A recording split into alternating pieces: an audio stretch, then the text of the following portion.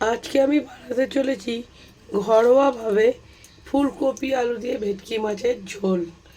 সরিষার তেল দিয়ে দিয়েছি, এর মধ্যে সামান্য একটু লবণ দিয়ে দিলাম, আর দিয়ে দিলাম সামান্য একটু হলুদ। তেল গরম হয়ে গেছে, এবারে মাছগুলো আমি ফ্রাই করে নেব। আমি কিন্তু ঘরোয়াভাবে রান্নাটা করছি, কোনো রকম কালার ইউজ করব না, যেমন কাশ্মীরি লঙ্কা গুঁড়ো আমি ইউজ করব না। প্রথমে আমি খুব ভালো করে মাছগুলো ফ্রাই করে নিই। এখানে মাছ আমি 1 পিঠ ভাজা হয়ে গেছে, এবারে আমি 2 পিঠ উল্টে দিচ্ছি।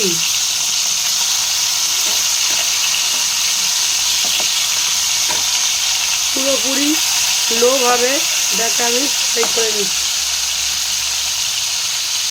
এখানে মাছ ফ্রাই করা হয়ে গেছে, এবারে আমি সমস্ত মাছগুলো তুলে নেব। এখানে আমি ফুলকপি আর আলুটাকে হালকা ভাপিয়ে নেব।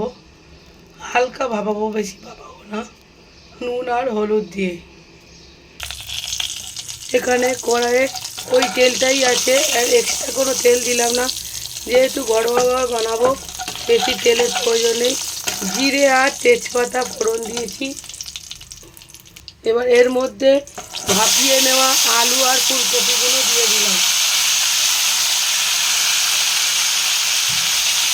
আলু আর ফুলকপি খুব ভালো করে আমি ফ্রাই করে নেব।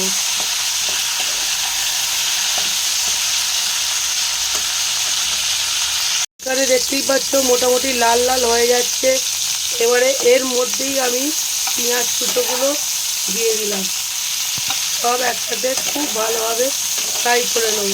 আমি আবারও বলছি, আমি এটা যেহেতু ঘরোয়াভাবে রান্না করছি, ওই জন্য একসাথে দিয়েই আমি রান্নাটা করছি। খুব ভালো করে এবারে পেঁয়াজটার সাথে ফ্রাই করে নেব। আমি এই পর্যায়ে সামান্য একটুখানি লবণ দেব।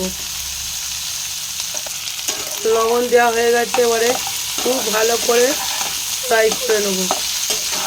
দেখতেই পাচ্ছ আলু আর ফুলকপি কিন্তু অলমোস্ট 50% সিদ্ধ হয়ে গেছে।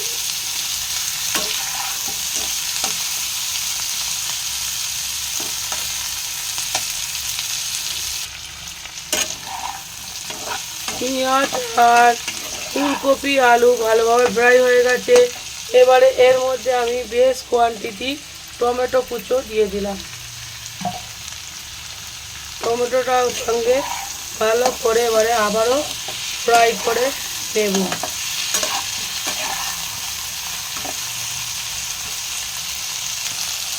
এবারে আমি সামান্য একটু আদা রসুন আর কাঁচা লঙ্কার পেস্ট দিলাম।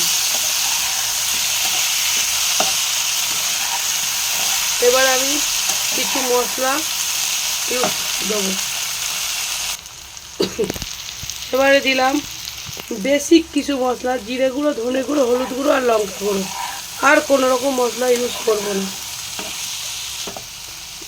এই 4 রকম বেসিক মশলা ইউজ করেছি, আর কোনো রকম ইউজ করব না। আমি এর মধ্যে একটু সামান্য একটুখানি গরম জল দিলাম।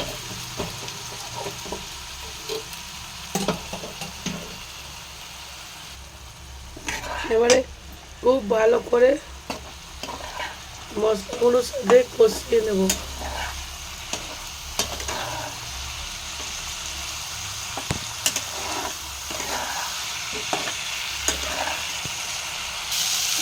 এর মধ্যে আমি গরম জল দিয়ে দিলাম।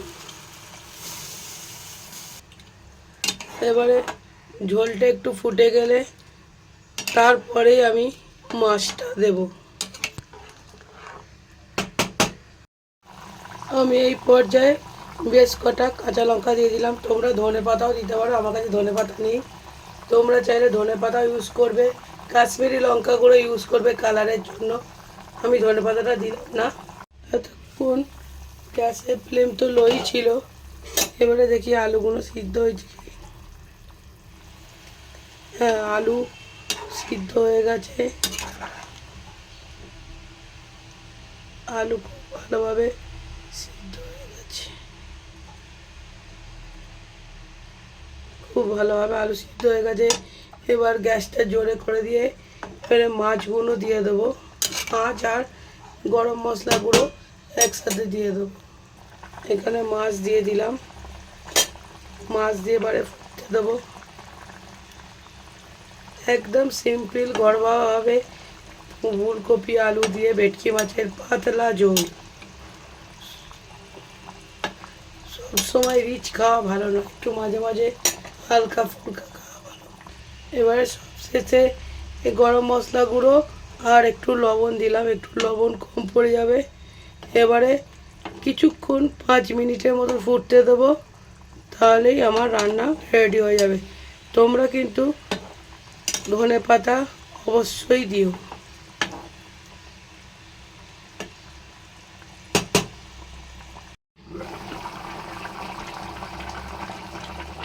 5 মিনিট পর ওপেন করলাম, দেখতেই পাচ্ছ রান্না কিন্তু আমার পুরোপুরি ডান, পুরোপুরি রান। চলো গ্যাস এবারে আমি অফ করে দিলাম। ফাইনাল লুকটা দেখে নাও তোমরা, দুর্দান্ত হয়েছে।